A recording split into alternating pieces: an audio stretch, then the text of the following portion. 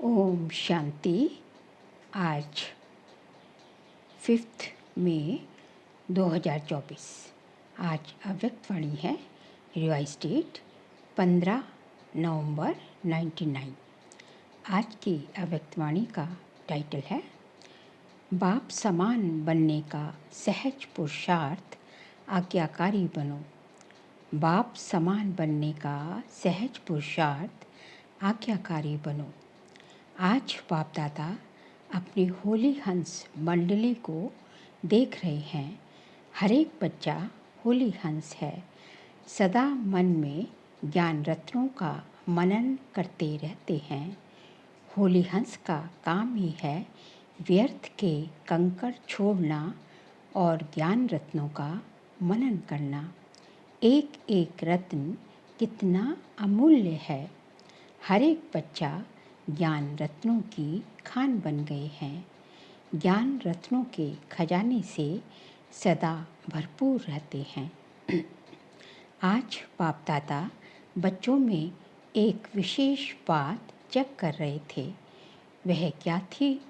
ज्ञान व योग की सहज धारणा का सहज साधन है बाप और दादा के आज्ञाकारी बन चलना। बाप के रूप में भी आज्ञाकारी, शिक्षक के रूप में भी और सद्गुरु के रूप में भी। तीनों ही रूपों में आज्ञाकारी बनना अर्थात सहज पुरुषार्थी बनना, क्योंकि तीनों ही रूपों से बच्चों को आज्ञा मिली है। अमृत वेले से लेकर रात तक हर समय हर कर्तव्य की आज्ञा मिली हुई है। आज्ञा के प्रमाण चलते रहे तो किसी भी प्रकार की मेहनत व मुश्किल अनुभव नहीं होगी। हर समय के मनसा संकल्प, वाणी और कर्म तीनों ही प्रकार की आज्ञा स्पष्ट मिली हुई है। सोचने की भी आवश्यकता नहीं कि ये करें या ना करें, ये राइट है या रॉन्ग है। सोचने की भी मेहनत नहीं है। परमात्मा आज्ञा है ही सदा श्रेष्ठ। तो सभी कुमार जो भी आए हो, बहुत अच्छा संगठन है। तो हर एक ने बाप का बनते ही बाप से वायदे किए हैं। जब बाप के बने हैं तो सबसे पहले कौन सा वायदा किया? बाबा तन मन धन जो भी है, कुमारों के पास धन तो ज़्यादा होता नहीं, फिर भी जो है सब आपका है, ये वायदा किया है। तन भी, मन भी और धन भी, संबंध भी सब आपसे, ये भी वायदा पक्का किया है। जब तन मन धन संबंध सब आपका है तो मेरा क्या रहा? फिर कुछ मेरापन है? होता ही क्या है? तन मन धन जन सब बाप के हवाले कर लिया। प्रवृत्ति वालों ने किया है, मधुबन वालों ने किया है। पक्का है ना? जब मन भी बाप का हुआ, मेरा मन तो नहीं है ना, या मन मेरा है? मेरा समझकर यूज़ करना है। जब मन बाप को दे दिया तो ये भी आपके पास अमानत है। फिर युद्ध किस में करते हो? मेरा मन परेशान है, मेरे मन में व्यर्थ संकल्प आते हैं, मेरा मन विचलित होता है। जब मेरा है ही नहीं, अमानत है, फिर अमानत को मेरा समझकर यूज़ करना, क्या ये अमानत में खयानत नहीं है? माया के दरवाजे हैं मैं और मेरा, तो तन भी आपका नहीं, फिर देह अभिमान का मैं कहाँ से आया? मन भी आपका नहीं तो मेरा मेरा कहाँ से आया? तेरा है या मेरा है? बाप का है या सिर्फ कहना है? करना नहीं। कहना बाप का और मानना मेरा। सिर्फ पहला वायदा याद करो कि ना बॉडी कॉन्शियस की मैं है और ना मेरा। तो जो बाप की आज्ञा है, तन को भी अमानत समझो, मन को भी अमानत समझो। फिर मेहनत की ज़रूरत है क्या? कोई भी कमजोरी आती है तो इन दो शब्दों से आती है, मैं और मेरा। तो ना आपका तन है, ना बॉडी कॉन्शियस का मैं है। मन में जो भी संकल्प चलते हैं, अगर आज्ञाकारी हो तो बाप की आज्ञा क्या है? पॉजिटिव सोचो, शुभ भावना के संकल्प करो। फालतू संकल्प करो, ये बाप की आज्ञा है क्या? नहीं है। तो जब आपका मन है ही नहीं, फिर भी व्यर्थ संकल्प करते हो, तो बाप की आज्ञा को प्रैक्टिकल में नहीं लाया ना। सिर्फ एक शब्द याद करो कि मैं परमात्मा आज्ञाकारी बच्चा हूँ। बाप की यह आज्ञा है या नहीं है, वे सोचो। जो आज्ञाकारी बच्चा होता है, वह सदा बाप को स्वतः ही याद होता है, स्वतः ही प्यारा होता है, स्वतः ही बाप के समीप होता है। कौन? आज्ञाकारी बच्चा। तो चेक करो, मैं बाप के समीप, बाप का आज्ञाकारी हूँ। एक शब्द तो अमृत वेले याद कर सकते हो, मैं कौन? आज्ञाकारी हूँ या कभी आज्ञाकारी और कभी आज्ञा से किनारा करने वाले। बाप दादा सदा कहते हैं कि किसी भी रूप में अगर एक बाबा का संबंध ही याद रहे, दिल से निकले बाबा, तो समीपता का अनुभव करेंगे। मंत्र माफिक नहीं कहो बाबा बाबा, वह राम राम कहते हैं, आप बाबा बाबा कहते, लेकिन दिल से निकले बाबा। हर कर्म करने के पहले चेक करो कि मन के लिए, तन के लिए या धन के लिए बाबा की आज्ञा क्या है। कुमारों के पास चाहे कितना भी थोड़ा सा धन है, लेकिन जैसे बाप ने आज्ञा दी है कि धन का पोता मेल किस प्रकार से रखो, वैसे रखा है या जैसे आता वैसे चलाते। हर एक कुमार को धन का भी पोता मेल रखना चाहिए। धन को कहाँ और कैसे यूज़ करना है, मन को भी कहाँ और कैसे यूज़ करना है, तन को भी कहाँ लगाना है, ये सब पोता मेल होना चाहिए।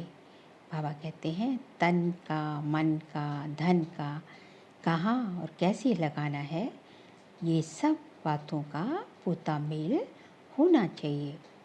आप दादियाँ जब धारणा की क्लास कराती हैं तो समझाती हैं ना कि धन को कैसे यूज़ करो, क्या पोता मेल रखो। कुमारों को पता है पोता मेल कैसे रखना है, कहाँ लगाना है, ये मालूम है। थोड़े हाथ उठा रहे हैं, नए नए भी हैं, इन्हों को मालूम नहीं है। इन्हों को ये ज़रूर बताना कि क्या क्या करना है, निश्चित हो जाएंगे, बोझ नहीं लगेगा, क्योंकि आप सबका लक्ष्य है कुमार माना लाइट, डबल लाइट। कुमारों का लक्ष्य है ना कि हमको नंबर 1 आना है, तो लक्ष्य के साथ लक्षण भी चाहिए।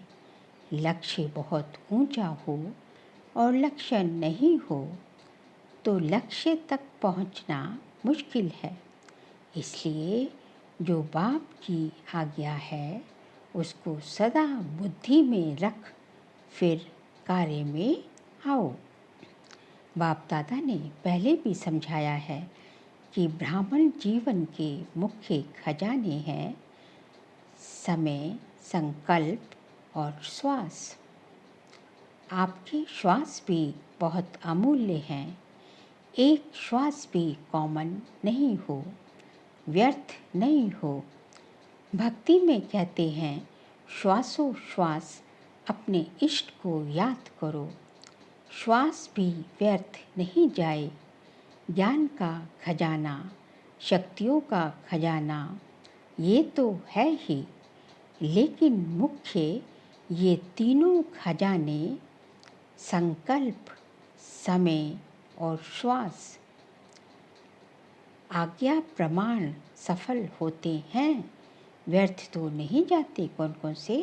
संकल्प, समय और श्वास। बाबा कहते हैं ये तीनों खजाने आज्ञा प्रमाण यूज़ होते हैं, सफल होते हैं या व्यर्थ में जाते हैं, क्योंकि व्यर्थ जाने से जमा नहीं होता और जमा का खाता इस संगम पर ही जमा करना है। चाहे सतयुग त्रेता में श्रेष्ठ पद प्राप्त करना है, चाहे द्वापर कलयुग में पूज्य पद पाना है, लेकिन दोनों का जमा इस संगम पर ही करना है। इस हिसाब से सोचो कि संगम समय की जीवन के छोटे से जन्म के संकल्प, समय, श्वास कितने अमूल्य हैं। इसमें अलबेली नहीं बनना है, क्योंकि पूरा कल्प ही अपनी पुण्य का खाता जमा करने का टाइम जो है, यही संगम का छोटा सा युग है। इस हिसाब से सोचो, तभी इस युग को हीरे तुल्य युग, हीरे तुल्य कहा जाता है। इस हिसाब से सोचो कि संगम समय की जीवन के छोटे से जन्म के संकल्प, समय, श्वास कितने अमूल्य हैं। इसमें अलबेली नहीं बनना। जैसा आया वैसे दिन बीत गया। दिन बीता नहीं, लेकिन एक दिन में बहुत बहुत गंवाया। जब भी कोई फालतू संकल्प, फालतू समय जाता है तो ऐसे नहीं समझो चलो 5 मिनट गया, बचाओ। समय अनुसार देखो प्रकृति अपने कार्य में कितनी तीव्र है। कुछ ना कुछ खेल दिखाती रहती है, कहाँ ना कहाँ खेल दिखाती रहती है। लेकिन प्रकृति पति ब्राह्मण बच्चों का खेल एक ही है। कौन सा खेल है ब्राह्मण बच्चों का? उड़ती कला का। तो प्रकृति तो खेल दिखाती, लेकिन ब्राह्मण अपनी उड़ती कला का खेल दिखा रहे हो? बाबा पूछते हैं। कोई बच्चे ने बाप दादा को उड़ीसा के समुद्री तूफान के रिजल्ट लिख कर दी, ये हुआ, तो वह प्रकृति का खेल तो देख लिया ना। लेकिन बाप दादा पूछते हैं कि आप लोगों ने सिर्फ प्रकृति का खेल देखा या अपनी उड़ती कला के खेल में बिजी रहे, या सिर्फ समाचार सुनते रहे? समाचार तो सब सुनना भी पड़ता है, परंतु जितना समाचार सुनने में इंटरेस्ट रहता है, उतना अपनी उड़ती कला की बाजी में रहने का इंटरेस्ट रहा। कई बच्चे गुप्त योगी भी हैं। ऐसे गुप्त योगी बच्चों को बाप दादा की मदद भी बहुत मिली है, और ऐसे बच्चे स्वयं भी अचल साक्षी रहे और वायुमंडल में भी समय पर सहयोग दिया। जैसे स्थूल सहयोग देने वाले, चाहे गवर्नमेंट चाहे आसपास के लोग, सहयोग देने के लिए तैयार हो जाते हैं, ऐसे ब्राह्मण आत्माओं ने भी अपना सहयोग, शक्ति, शांति देने का, सुख देने का जो ईश्वरीय श्रेष्ठ कार्य है वह किया। जैसे वह गवर्नमेंट ने ये किया, फलाने देश ने ये किया, फ़ौरन ही अनाउंसमेंट करने लग जाते हैं। तो बाप दादा पूछते हैं, आप ब्राह्मणों ने भी अपना ये कार्य किया? आपको भी अलर्ट होना चाहिए। स्थूल सहयोग देना ये भी आवश्यक होता है। इसमें बाप दादा मना नहीं करते, लेकिन जो ब्राह्मण आत्माओं का विशेष कार्य है, जो और कोई सहयोग नहीं दे सकता, ऐसा सहयोग अलर्ट होके आपने दिया। देना है ना, या सिर्फ उन्हों को वस्त्र चाहिए, अनाज चाहिए, लेकिन पहले तो मन में शांति चाहिए, सामना करने की शक्ति चाहिए। तो स्थूल के साथ सूक्ष्म सहयोग ब्राह्मण ही दे सकते हैं और कोई नहीं दे सकता। तो ये कुछ भी नहीं है, ये तो रिहर्सल है।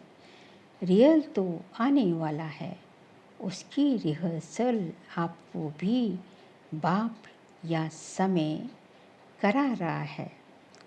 तो जो शक्तियाँ, जो खजाने आपके पास हैं, उसको समय पर यूज़ करना आता है।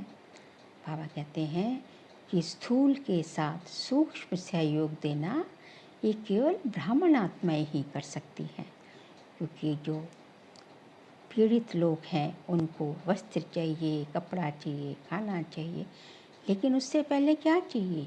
शांति चाहिए, मन की जो है स्थिरता चाहिए, मन में जो है एक जो है जीने का उमंग चाहिए। तो इसलिए बाबा कहते हैं उस समय आपको जो है अपनी शक्तियाँ जो है, आपकी जो खजाने हैं, उसको समय पर यूज़ करना आना चाहिए। कुमार क्या करेंगे?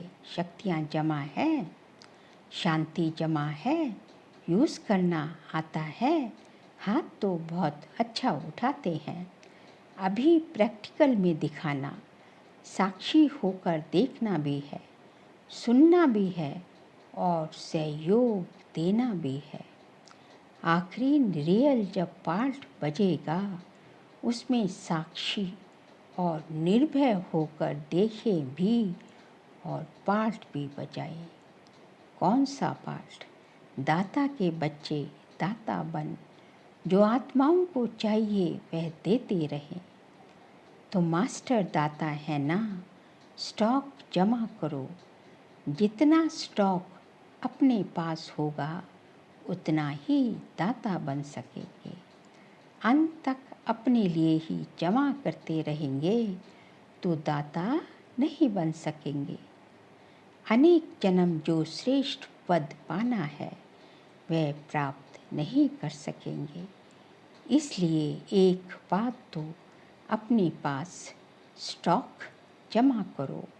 शुभ भावना, श्रेष्ठ कामना का भंडार सदा भरपूर हो।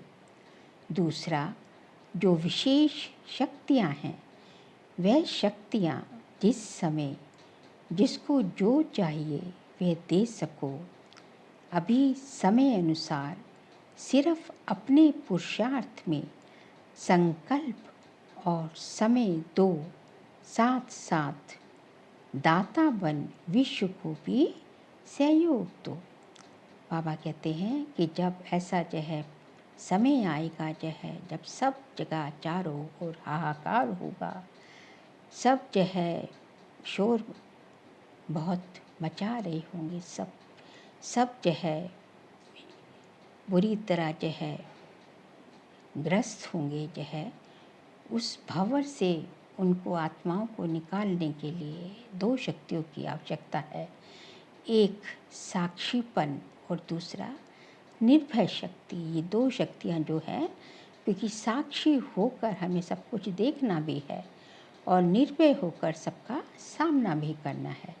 ये दो शक्तियाँ जरूर चाहिए। और दूसरा जो है बाकी शक्तियों का भी स्टॉक जमा हो, क्योंकि जब शक्तियों का स्टॉक अपने पास जमा होगा तभी तो दे पाएंगे ना, तभी तो मास्टर दाता बन पाएंगे। तो इस समय की पुकार है कि अपनी भी स्वस्थिति को भी जो है उसके स्वस्थिति को भी मजबूत बनाने के लिए वो भी जो है अपनी उन्नति भी करनी है और साथ साथ जो है विश्व की आत्माओं को भी जो है सकाश देनी है। यही आपका शुभ भावना, श्रेष्ठ कामना, शक्तियों का सब स्टॉक फुल होना चाहिए, तभी आप मास्टर दाता बनकर सबको दे पाएंगे। आगे बाबा कहते हैं, वह शक्तियाँ जिस समय जिसको जो चाहिए वह दे सको, अभी समय अनुसार सिर्फ अपने पुरुषार्थ में संकल्प और समय दो, साथ साथ दाता बन विश्व को भी सहयोग दो। अपना पुरुषार्थ तो सुना जाए, अमृत वेले ही ये सोचो कि मैं आज्ञाकारी बच्चा हूँ। हर कर्म के लिए आज्ञा मिली हुई है, उठने की, सोने की, खाने की, कर्म योगी बनने की, हर कर्म की आज्ञा मिली हुई है। आज्ञाकारी बनना यही बाप समान बनना है।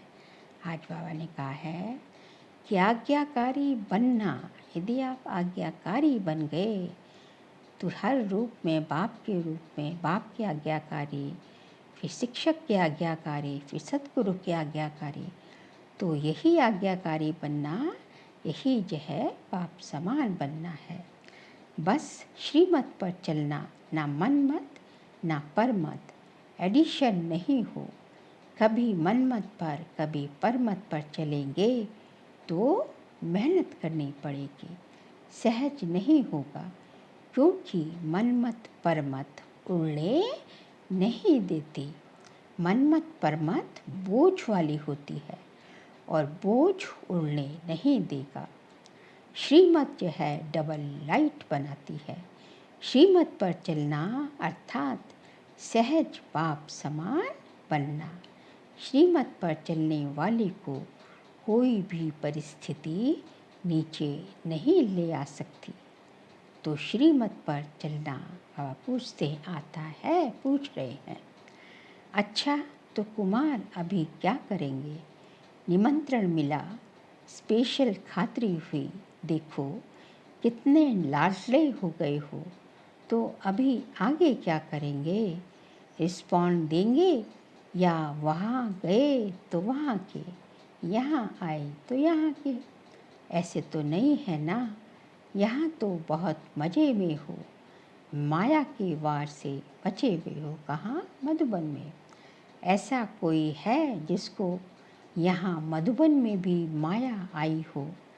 ऐसा कोई है जिसको मधुबन में भी मेहनत करनी पड़ी हो? सेफ हो, अच्छा है, बाप दादा भी खुश होते हैं। समय आएगा जब यूथ ग्रुप पर गवर्नमेंट का भी अटेंशन जाएगा, लेकिन तब जाएगा जब आप विघ्न विनाशक बन जाओ। विघ्न विनाशक किसका नाम है? आप लोगों का है ना। विघ्नों की हिम्मत नहीं हो जो कोई कुमार का सामना करे, तब कहेंगे विघ्न विनाशक। विघ्न की हार भले हो लेकिन वार नहीं करे। विघ्न विनाशक बनने की हिम्मत है या वहाँ जाकर पत्र लिखेंगे, दादी बहुत अच्छा था लेकिन पता नहीं क्या हो गया? ऐसे तो नहीं लिखेंगे ना, यही खुशखबरी लिखो। ओके, वेरी गुड, विघ्न विनाशक हो। बस एक अक्षर लिखो, ज़्यादा लंबा पत्र नहीं। क्या लिखना है? अक्षर ओके। तो बाबा के पास सामने कुमारों का ग्रुप था बैठा, इसलिए कुमारों को एड्रेस कर रहे हैं, लेकिन सबके लिए है कि विघ्न विनाशक बनना है। विघ्न विनाशक बनेंगे तो माया का हिम्मत नहीं माया की कि वार करे, माया हार खा जाएगी, हार खा लेगी। आगे जो है बाबा कहते हैं, मधुबन की भी विशेषता बाप दादा के पास पहुंच गई है। मधुबन वालों ने अपने चार्ट भेजे हैं, बाप दादा के पास पहुँचे हैं। बाप दादा सभी बच्चों को आज्ञा मानने वाले आज्ञाकारी बच्चों की नज़र से देखते हैं। विशेष कार्य मिला और एवर रेडी बन किया है, इसकी विशेष मुबारक दे रहे हैं। अच्छा, हर एक ने अपना स्पष्ट लिखा है। दादी से आप भी रिज़ल्ट देखकर क्लास कराना। अपनी अवस्था का चार्ट अच्छा लिखा है। बाप दादा तो मुबारक दे ही रहे हैं। सच्चे दिल पर सच्चा साहेब राजी होता है। अच्छा, चारों ओर के बाप दादा के आज्ञाकारी बच्चों को, सदा विघ्न विनाशक बच्चों को, सदा श्रीमत पर सहज चलने वाले, मेहनत से मुक्त रहने वाले, सदा मौज में उड़ने और उड़ाने वाले, सर्व खजानों के भंडार से भरपूर रहने वाले, ऐसे बाप के समीप और समान रहने वाले बच्चों को बाप दादा का बहुत बहुत याद प्यार और नमस्ते। कुमारों को भी विशेष अथक और एवर रेडी सदा उड़ती कला में उड़ने वालों को बाप दादा का विशेष याद प्यार।